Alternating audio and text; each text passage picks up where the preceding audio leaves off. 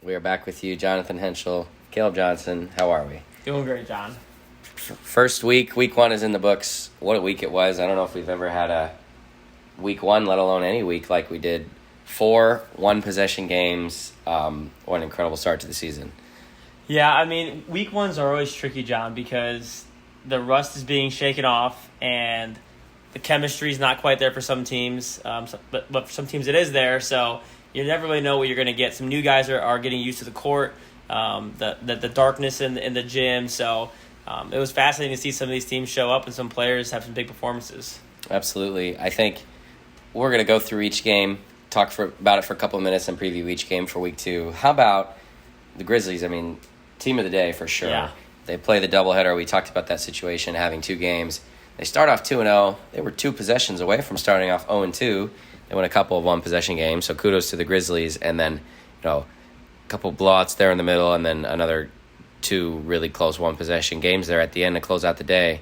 I think probably what stands out to us, and we'll talk about it, is, Suns and Pistons looked extremely sluggish to start the season off, which was a surprise. Although I will say the Suns a year ago also did not look very good in week 1, and they rattled off 8 straight games at the end of the season and make the championship. So we'll have to see if the Pistons are able to adjust. So I think Suns and Pistons on that end of the spectrum were the most surprising for me. Really struggled in week 1, and then on the other end, I mean, just incredible 2 wins from the Grizzlies. Yeah, I mean, there's always a team that surprises the league each year. I think last year was kind of the Heat. I mean, they were a good team, but I don't think anyone saw them finishing second necessarily last year. So maybe the Grizzlies can be that team who kind of rises from maybe the bottom of the league last year to a top 4 team. So I'm excited to see what Coach Wall does there. But yeah, I mean, the Suns will be fine. I'm not worried about them necessarily. And I think the Pistons are probably a few weeks away from really getting back into the flow of things. So yeah, those 2 teams should be top contenders for sure. Yeah, we still think that despite kind of what we saw for them the first week. So we'll just go through it game by game. The Grizzlies edged the Celtics in just an exceptional 12 p.m. game, 55-54. So at one point, I texted you. Yeah. I think the Grizzlies were off to like a 14-2 start. Then it was like 34-14 or something. Next thing you know, you look up at the scoreboard, and it was a single-digit game, and then all of a sudden the Celtics take the lead there towards the end of the first half, and it's like, I mean, it just kind of came out of nowhere. So the Grizzlies got a little lackadaisical. I think knowing they had a second game on the back end coming up might have changed the way that they played and how they were substituting. But the Grizzlies do hold off a last-second shot there from the Celtics. They win 55-54, yes. A huge win for them. So talk about just a little bit of your kind of individual performers from that game. Yeah, I mean, for the Celtics, I mean, Antonio Phillips had a pretty good game. 16 points was their leading scorer. And he kind of led their way in the comeback. But, I mean, I think Chad White was impressive in both games. He scored 14 points, was the Grizzlies' leading scorer in the first game, as well as Mendy Naylor had a pretty good first game with 11. So both those guys kind of carried the weight, but I mean, Chad White was definitely I think he's going to be their X factor this year. I think they're going to kind of go where he goes. He's a great passer for a post, great rebounder. He's kind of a utility guy for them. So definitely kind of carried them in that first game, and then into the second game, 22 and 12 was it? So I mean, just a fantastic overall day from Chad White. Yeah, the difference in this game was points in transition. The Grizzlies just beat the Celtics down the court the whole game, and did a little bit against the Suns at times too. But their ability to run, and then they knocked down some big shots, which was huge. Yeah, Chad White, I think, is really going to thrive on this team, as Coach Walt Hudson said he would. So yeah, just their ability to run and score in transition was big. For the Celtics, it's great to have Antonio Phillips back. He had a great game, 16 points. Josh Washington with an impressive game, his best game in the K1 League, 13 on the inside. And then, of course, Jonathan Townsend was, I think, unfortunately for him, the storyline for the Celtics, 1 for 16 from the field, finished with just 4 points. And I think if you get anything out of him, you probably, if you're the Celtics, find a way to win that game. Probably, yeah. It would have been a great start to the season. So if Antonio Phillips and Jonathan Townsend can be that 1-2 punch, and then they can get something on the inside from Josh Washington, they still have Donald Ellis, they have Gavin Webb. I mean, they have some weapons, but it's just tough when one of your top scorers has a game like that. So kudos to the Celtics for fighting back. Again, it looked like it was all but over there when they were down 20 points there pretty early on in the game, but great job by them to fight back. Second game, 75-72. The Grizzlies were ahead there for a while, and it just felt like the Suns were going to come back, and the Suns were never able to quite finish off that run that they were trying to complete. And so the Grizzlies, pick up just a monumental win. And so for me, kind of what I thought was this is the second straight year where the Suns in week one just, first of all, they had 6 guys. It's hard to win in week one. One of the best players in the league doesn't make it because he gets a flat tire, and that's the reality of a men's league when you're driving an hour. So I think obviously that could have been a difference in the game with Jared Johnson there. But despite that, I think the Suns, they're not in game shape yet, and they know that. They weren't last year, and when they did, they were really tough to beat.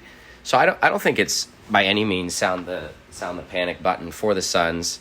Ryan Kwasnicka picking up where he left off with a great game, 23 points. Brother Jay also had a nice game with 14. John Oliver and Jameer Hines each with 12 points. I think Jameer's going to fit in really well with this team, I noticed. He's a fantastic spot-up shooter. Yeah, great shooter. Gives them another threat from the perimeter. Young guy who can run, and he's a really good passer, and he's got some size for his position. Didn't have the best game, Phil Andrade. I think I was a little surprised to see him only end up with 7 points in that one. But this game's all about Chad White, 22 and 12, and then 19 points from Jordan Kirk. And the Grizzlies, I think they banked in 3 threes in the second half. It was just their day. They were not going to be denied. And at one point I looked at Walt and I said, you guys could have easily walked out of here losing to the Celtics and beating the Suns, and could have lost both, could have won both. They happened to win both, and that's basketball. So again, team of the day is the Grizzlies without question. So before anyone else even plays a game, the Grizzlies start off the year 2-0. Which I don't know if anyone in the league could have predicted that, to be honest. No offense to the Grizzlies, but only Walt Hudson would have predicted that for his team. It's a tough start for them. You're absolutely right. So that's again a surprising but huge start for the Grizzlies. So you go to the 2:00 game, and this was a little bit of a bummer. Well, really a big bummer. I mean, the Bulls only able to field a team of 4. And kudos to the Spurs, who are your, as we know, 3-time defending champions. They agreed to play the game 4-on-4 to make it a little more competitive, and forced them to play hard and to really have to work for it there for a little while. Spurs run away in that one, 86-59, and pick up where they left off last season. I mean, how about newcomer Nick Crow pulling in 29 and 15? I mean, now granted, they only had 4 players, so somebody had to get points and somebody had to get rebounds, but sounds like he had a pretty solid debut in his K1 league, and I think to pair him with the guys who weren't there, like Seth Johnson, Benny Munoz, and Bobby, I think adding him as a 4th option for that team could make them a potential scary team going down the stretch. I think Michael Lonergan could be a pretty good addition. He's been in the league for a couple years now. He added 17 for the Bulls, but I mean, the Spurs are just too deep, and if you want to beat these guys, you certainly can't have 4 guys show up to the game. Which is just too bad for the Bulls, because I think they are a pretty competitive team when they're full rosters here. But you got to have depth, and newcomer Ben Green showed out for them. A current player at Olivet, poured in 16, which is a pretty good game for his debut. Chris Green, his brother, had a great game. He's a veteran. I mean, they're a well-balanced team. Octavius Davis, a newcomer on their team as well. I think he had 12 points off the bench. So just a lot of guys scoring for this team, and I think they're going to be around the league for a long time this year. Yeah, it's without question. I think they only played with 4 guys, but at the end of the day, the best-looking team in week 1 was without a doubt the Spurs. And, of course, just casually, no Dennis Koger, who's dealing with an Achilles injury. He hopes to be back week 3 against the Warriors, which everyone has that circled on their calendar. But, I mean, the Spurs are still really, really good, despite who they lost. And what we talked about in the preview podcast was it didn't feel like they were prohibitive favorites. I still don't think it's a team that's for example, a lock to go undefeated or anything like that. No. But they reminded us, even without Dennis on the court, this is still their championship to lose. And you look at, there's going to be some teams I think that can play with them this year, but the Spurs are very confident in the group that they have, and props to Matt Cunningham for their additions. Ben Green is a really good fit for that team. Yeah. You lose Ray and Tyree, two exceptional guards. He's a great fit for them around the perimeter, and then KT Bobo trying to do his best Ray Lawrence impression, bringing the ball up, and then you reinforce the interior with Octavius Davis, and it's good to see John Martin back. So Yeah. Spurs are a juggernaut as we expected them to be in the mix, but there was just no it didn't take them any time to mesh. Those guys are going to play well together. Hey, no Dennis, but also no Matt Cunningham either. So the Spurs were definitely Thank you, Matt. We'll appreciate that. they were definitely shorthanded as Coach Matt Cunningham, their leader on the sideline and on the court, was not there. So. That's absolutely right. Going back to the Bulls, the key for them has been as their big three, and they love that we call them their big three. Like their big three has not had enough around them, and so Mike Lonergan Jr. is going to be one of their key potentially point guards and allow Benny Munoz to play off the ball, which makes him even more dangerous. And then Nick Crow is showing that. I mean, he's going to be a player to be reckoned with. So if those guys can really round out the rest of their team, watch out for the Bulls this season, and we'll get a good look at them. Their full team should be back here to kick off week number 2. Pistons and Nets, not to take anything away from the Nets, who played a very just Nets-like game. They played fantastic defensively. Yep. I mean, only had 7 turnovers, 18 assists, took care of the ball. They shot decent from the field. It was how the Nets play. They share the ball. Everybody on the team scored. You have 4 guys in double figures. That's the Nets basketball we did not expect was, and I know the Pistons were shorthanded, but Pistons just did not look it didn't look like they were playing at game speed at times. They looked a little sluggish. And I know that, they were missing Shao and they were missing Capri, but 15 turnovers, AP's not going to be happy about. And then, shooting 27% from 3, 30% overall from the field, 50% from the free throw line. Yeah. Just not good enough. And 47 points, you couldn't have seen that coming. But the Nets controlled the tempo of the game. Mook Lawrence was unbelievable in transition. He just outran the Pistons the whole day. And then Martavius Laster with 13 points to a very efficient 3 for 5 from 3. Mark Connor was fantastic for the Pistons, 25 points, 9 of 19 shooting, but no assists for him, which we haven't seen Mark play enough to know necessarily what his role in the game is. So I'll let you sort of give your thoughts on the stat sheet here, but the Nets really did control the pace of the game. Hey, I'll tell you what, John, Mook Lawrence might be the best role player in the league. He knows his role. He's not looking to score points. He's looking to guard the other team's best player. So I'm happy for Mook for being the leading scorer for the team. 17 points is pretty impressive. But the rebounds for Mook there.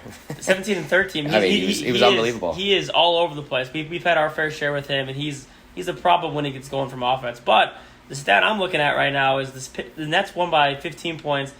They were 4 for 16 from the free throw line, John. 25% as a team. And they still won by 15. So an impressive veteran team playing week 1 against a team who's new to the league. I wasn't surprised by the outcome. I think the scary part about the Nets, John, is Martavius and Sammy both have another level that they can get to. I mean, both of them are talented players, and I think both of them would agree that they probably didn't play to their best ability, to their level. So they have a lot more potential and talent left to show in the coming weeks. But I'm curious to watch how the Pistons kind of react to this game. Not that they may have taken the league's, maybe not as hard or as much effort as needed, but I'm curious to see how they bounce back and if some of these guys who didn't show up for week 1 will be here for future weeks so we can see a fully talented Pistons roster. Yeah, absolutely. And talking with AP, it's not like you hit the panic button, but he said it's definitely a wake-up call for their team, and it's still a competitive league. You gotta show up and you gotta play every day. They're gonna really welcome back Shao, and they're gonna Shalimar Jacobs, and then they're gonna obviously welcome back Capri Alston, who was playing out in New York for 10K this past weekend. So they will certainly appreciate those guys back. Kevin Howard with 12 rebounds looked a lot better on his knee. Obviously, was injured with the Suns last year. So but with the Nets, you nailed it. Sammy and Martavius especially were really good last year, and they just didn't get enough from that third player. Mm-hmm. So you don't expect a double-double from Mook every week, but I mean, if if Coach Jerry Chills Wills can give you 10 points some weeks and Muck can give you double figures, that's going to be the key for them. Lonzel knocks down a couple shots here. Yeah, Ronnie Maurice Jackson plays some. I mean, that's going to be the key for the Nets. And if teams are able to shut their top two scorers down, where are the points going to come from? But the Nets were the second best defensive team in the K1 League last season, behind just the Spurs.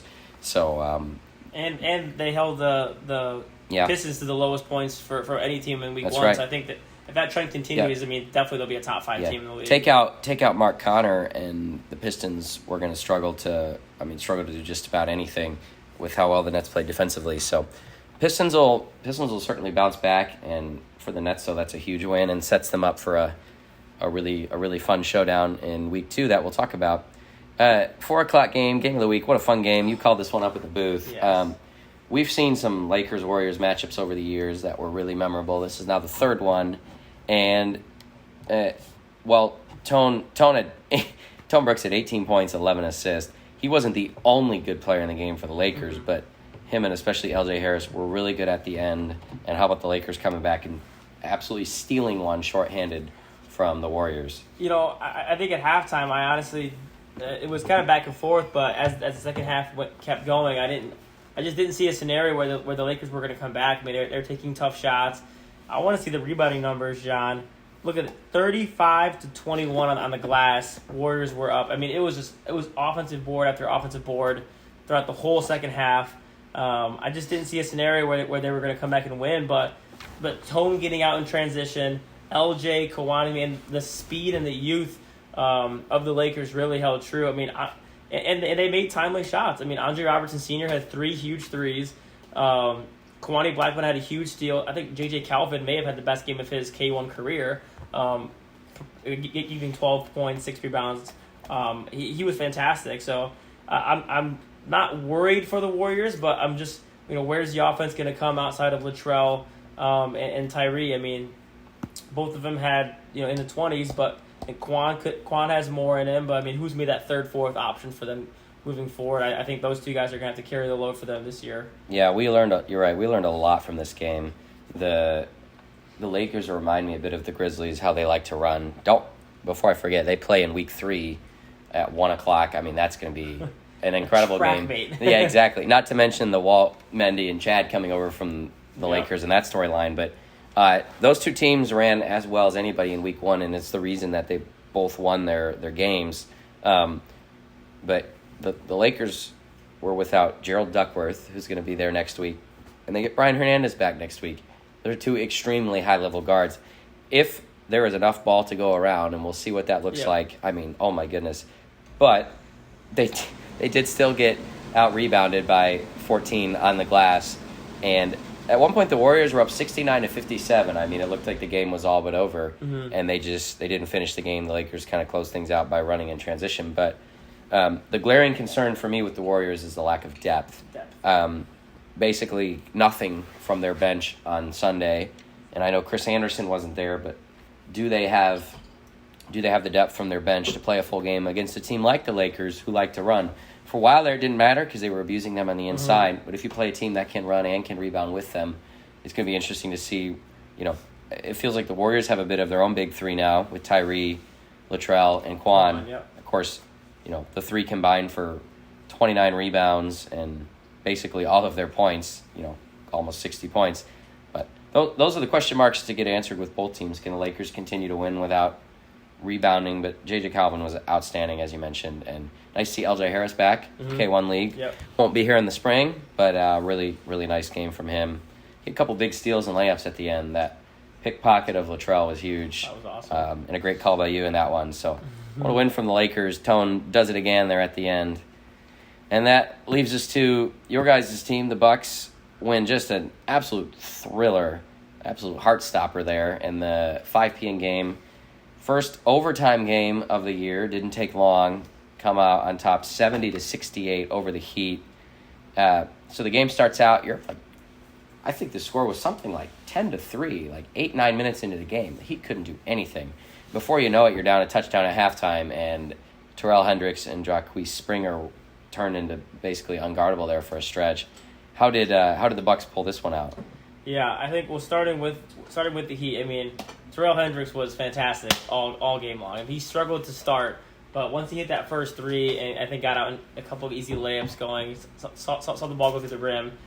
He kind of turned to a different level of an all league kind of player again, and he was fantastic. And I really do like Joaquin Springer's game. He's a really good player. He's gonna have a great season for them because he was a hard matchup for us to guard. Good shooter, good passer. But really, ultimately, it came down to the depth and the balance of the Bucks on Sunday. I think, 3 guys in double figures, but everyone scored. A lot of guys over 7 points. So happy to see Alex kind of take over that second half. I think we shot the three well, and I had a few good threes. My brother Evan hit some big shots in the second half. Farah off the bench was pretty good. How about 7 threes from the Bucks of the 8 coming from the Johnsons? From Johnsons. As Jaquan Boxley said, Johnson & Johnson Brothers, a family company, which that's going to stick. That was a funny moment when he said that over by the scores table in that game. I mean, the only concern for the Bucks was the playmaking and ball handling down the stretch. The Heat's pressure, as they're going to cause a lot of teams into turnovers. I think the game probably should have never gone into overtime. But the turnovers from the Heat and give credit to their relentless effort because they did play really hard down the stretch. But yeah, it was a good win, good gritty win against a really good team. And without Billy, I mean, I think we have a pretty good chance of making a good run out of here when he shows. So yeah, 23 turnovers is indeed the correct number. That's a lot of turnovers. A lot. And on the other hand, you talk about rebounding. You out rebound the Heat 43-26. So you just throw the ball away way too many times, but ultimately you control the game on the glass. So 2 completely different wired teams. The Heat play so differently. I think the Heat won't hang their heads too much because that was a furious comeback and a great chance they almost stolen from you. What they should be disappointed about is they have 2 bigs on their roster, and neither of them show up week 1. Mm-hmm. And you're playing a team that has 2 bigs with Malinich and CeCe Malone. And, I mean, those 2 guys combined for 17 rebounds for the Bucks, and the Heat don't have either of their bigs there. So that's a tough one, but it's a big win for the Bucks. That was another electric game. Terrell Hendricks' reverse dunk there in I forget how much time was left. It was in the last 4 minutes, maybe. Definitely I think it was under 3 minutes. Okay, under 2 or 3. So unbelievable. It was effortless. It was amazing. We've got the clip of that. We'll post it. That was pretty special. The play of the day for sure. Yeah, I mean, it was. I'm sorry, Jaquan, for any on that poster if you're listening to this, but that was a fantastic dunk by Terrell. Yeah, absolutely outstanding game from him. He'll be in the running for Player of the Week, even though they lost. 32, 10 rebounds, 6 steals, 3 assists, also 4 blocks. I mean, he did everything. So what a game from him. Let's talk about week 2, and the thing that stands out to me is there is not a single matchup between teams that each won a game in week 1. So you talk about opportunity for lots of teams this week. So Bulls and Bucks kick off the day. Mm-hmm. The storyline here is, the Bulls basically bring an entire new starting 5 minus 1 guy, and I think this is the best Bulls team that they've had. Definitely, they're going to rebound the ball well. They're a big team. They can score. You guys are going to be a little shorthanded on Sunday. Yeah. What are the keys in this game? This is an intriguing 12:00 game. Yeah, I think the biggest key is can we slow down the big 3 for the Bulls? I mean, the only positive for that is this will be their first game together as a core, so the chemistry might not be there right away. But not having Billy, not having Alex, I mean, could cause some issues on the inside. So CeCe's gonna have to have a big game, which I'm confident he will. And just can we hit shots and get enough stops? Because I think it will be challenging when their big 3 is going to be there as well as their newcomer Nick. So should be a pretty good game and challenging second game for the Bucks. Absolutely. I think back to the Bulls. The Bulls started 2-0 last season, and that was fresh off their semifinal run. It looked like they were going to be in the mix to do that again. They start 2-0, and then they play the Knicks, who are 0-2, and they lost a game that it felt like they should have won, and it kind of changed the tide of the season for them. Obviously, if you start 0-1 or 0-2, it doesn't mean your season's over. Same as if you start 2-0 like the Bulls did last year. It doesn't guarantee you anything, but this is what I call absolutely a swing game in the standings because the Bulls win this game they're 1-1 in the standings with the Bucks. Mm-hmm. You guys win this game, you jump to 2-0. They're all the way down at the bottom at 0-2. So it feels like these are big games early on, for sure. Speaking of big games, Yeah, here we go. Heat and Warriors at 1:00. Absolutely just turbojacked for this game. Talk to me about the Heat and Warriors. Something was going on too after this game. Yeah, and you mentioned must-win game. I know it's week 2, and it's hard to throw that phrase out there in week 2, but I mean, starting out 0-2 is very hard to come back from, and everyone makes the playoffs, but seeding matters in this league when there's only 12 teams. The difference between the 9 seed and the 3 seed is going to be not that many games this year. And you don't want to play the 1 seed in the second round of the playoffs. So this game could make or break one of these teams' seasons, and unfortunately, one team will start 0-2. It's gonna happen, but Yeah. I'm excited to see the pace of the Heat. I think the Warriors have a chance to kind of bounce back from seeing the speed of the Lakers. They kind of have some experience playing That's against a great team point, yeah. like the Heat, but I think the Heat have some size, and if Lamarius shows up and some of the other bigs show up and Terrell plays like he did in week 1, I mean, the Heat are going to be a very, very tough matchup for the Warriors. Yeah, it comes down to me if the Warriors can defend in transition. Doesn't matter how many rebounds the Warriors have. If they can't get back and the Heat can run laps on them, the Heat are going to do, I think, I don't want to say that the Heat will be favorites, but the Heat are definitely going to score a lot of points. Now, if the Warriors control the pace of the game and pound the ball inside, the Heat might have no answers defensively. Mm-hmm. So, again, another interesting matchup. I want to see Lamarius Lillard. I want to see a matchup with Latrell. He reminds me a little bit of Latrell. Not the same player, but similar athleticism. So, I mean, to me, this game is bigger for the Warriors than the Heat, and here's why. If the Warriors, well, regardless of how they do, week 3 they play the Spurs, who we know who the Spurs are. Yep. Week 4 they play the Grizzlies, who start out 2-0. Week 5 they play the Nets, who upset the Pistons this week. And week 6 they play the Bucks, who have a chance to start 2-0. I mean, the start to the schedule for the Warriors, and when I say start, that's half their schedule. It's extremely challenging. And so one of the things we love about the league this year is there's really no bad teams. These are all good teams, but all those games are going to be a challenge. And if the Warriors start off 2-0, you'd like to think the Spurs are big favorites in their week 3 matchup. And then you've got the Grizzlies, the Nets, and the Bucks looming. So not time to hit the panic button yet. The Warriors are also learning how to play together with some of these new guys, but they're going to want Chris Anderson there on Sunday, and they're going to have to control the pace of the game. 2:00 game, early favorite. One of these two, you would think, will be your game of the week matchups. Mm-hmm. Nets 1-0, Suns 0-1. I would have thought that most likely the Suns would be 1-0, and we kind of thought the Pistons were favorites in that game. So I thought it would be a 1-0 and 0-1 matchup, maybe reversed records. Mm-hmm. Another same thing here. The Suns have a chance to win this game, bounce back against a good Nets team, but use that size advantage, even things up in the standings. If the Suns lose this game, they play the Bucks in week 3, and that's a pretty tough matchup, especially as Billy will be back down the stretch. So I would say that this is one of those games, another big one that I think is bigger for the Suns maybe than the Nets. Yeah, I think I have a prediction for this game. I really like the Nets team, but I think the MVP of the league last year, Ryan Kwasika, will not let his team start 0-2. So not calling any sports bettors out there, but this is CJ's lock of the week.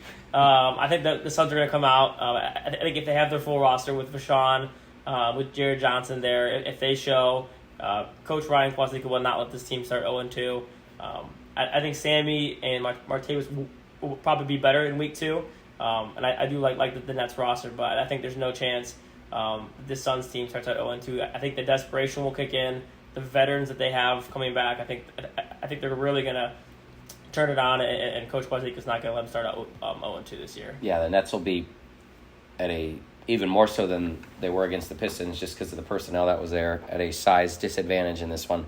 Last year, when these two teams played, I forget, I think it was week 10 there. It was down the stretch at the end of the season. The Suns were just, there was nothing the Nets could do with the way Jared and Kavos were playing and Phil Andrade. So if the Suns do have those pieces there, I do think they are favorites. But one of the things that we talked about could be a factor and ended up being a factor with the Nets is those guys are all in shape. They play all the time. They played together for years.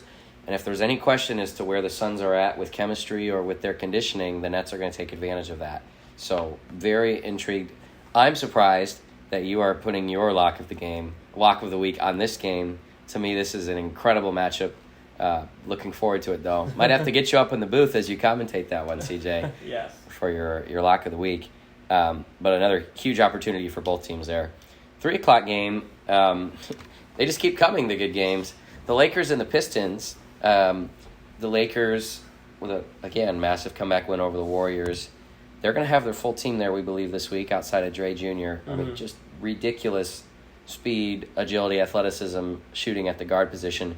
We also expect the Pistons to have their full group back, and they're going to have a massive size advantage. I mean, absolutely massive.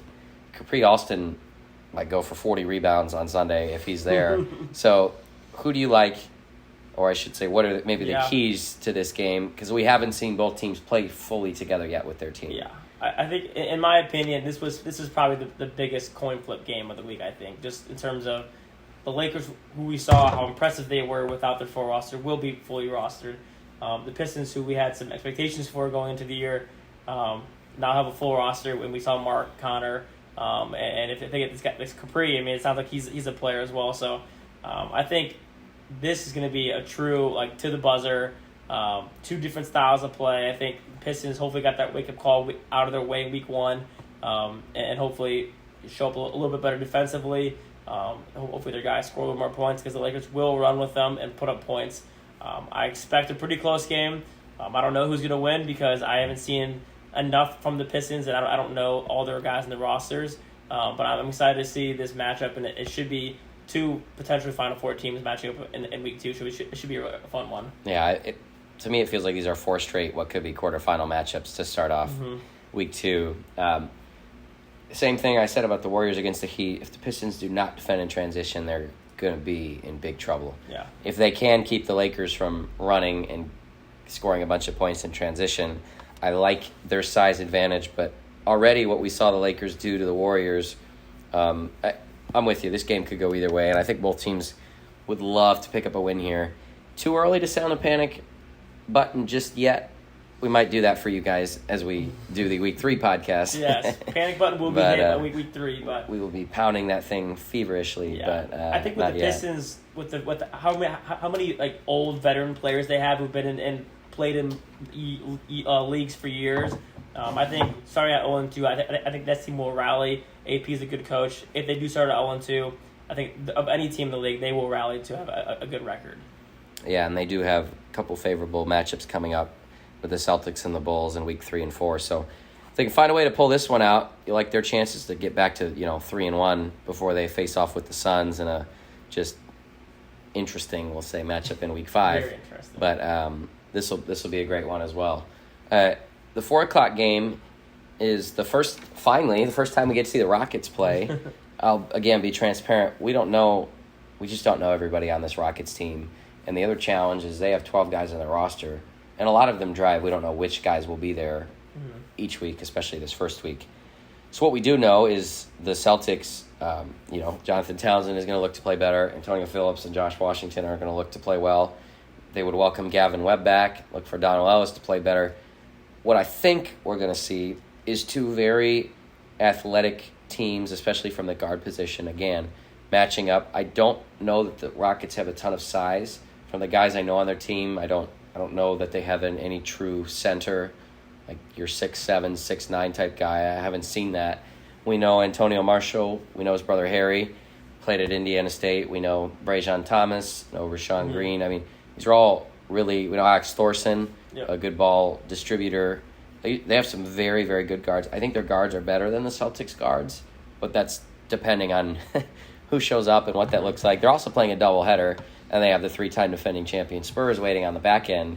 So there's a lot of factors here, and plus most of these guys for the Rockets have never played in the gym. And we are seeing there is definitely a learning curve to playing in the K1 League, as the Suns found out the last 2 seasons, and so did the Pistons here in week 1.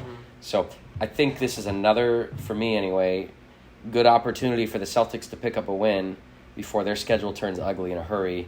So they're going to want to do everything they can to take advantage of this. But talking about the Rockets Celtics and then the Rockets Spurs in these last 2 games of the day, what are sort of your expectations for this Rockets team? Again, just not knowing everything about them. I think this first matchup is probably the biggest question mark for me all week, just in terms of I'm not sure what to expect. I think the Celtics should be in desperation mode. I think losing that first game, I think to a potentially beatable Grizzlies team. I think they're going to need to come back, and Jonathan Townsend's got to show he kind of has that all league mentality in him. But I'm excited to see Antonio Marshall play. I mean, I've played with him before, and he is dynamic. He's the ultimate game manager in terms of just he's a maestro in the pick and roll. He puts guys in successful opportunities to score on offense.